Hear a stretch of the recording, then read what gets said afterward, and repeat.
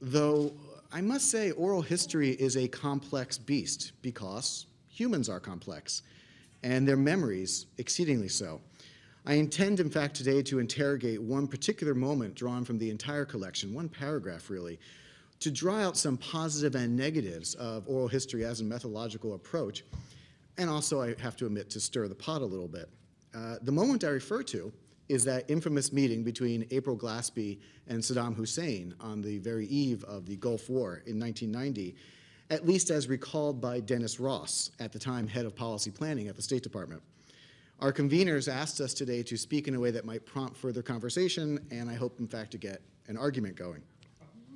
Now, I'll end with Glaspie and Saddam, but let me begin with a condensed version of my overall argument about this administration and about Bush as commander-in-chief, developed by combining these oral histories with the extant literature and also new declassified materials, in particular from the Bush Library.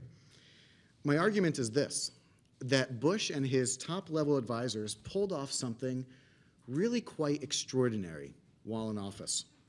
Now, I don't mean their success in navigating the end of the Cold War, their success in navigating Tiananmen, Panama, NAFTA, the Gulf War, or any number of international crises. Given that the administration's ultimate goal was Hippocratic in nature, that is designed to do no harm while preventing international crises from descending into genuine chaos, on a whole, we'd have to say that they managed their time with dexterity. But from the perspective of a foreign relations scholar, what's even more impressive than these accomplishments is at least, and much more impressive in total, is that they managed to do all these things and they managed to learn while doing it. This tumultuous period changed men like Bush, Scowcroft, Baker, and those around them. It didn't just make them feel tired, it didn't just make them feel older. Painting with an admittedly broad brush, it also changed their fundamental worldview, transforming them from a group of skeptical realists all the way to hopeful realists. Now, the distance between skeptical and hopeful realism is actually remarkably wide, yet hard to measure, though I consider this expanse both real and explanatory. As realists, as traditional realists, Bush and those around him retained throughout the administration a primary concern with power as the prime driver of international affairs. Yet in office, they also learned to add trust to their strategic calculations in ways they never anticipated before.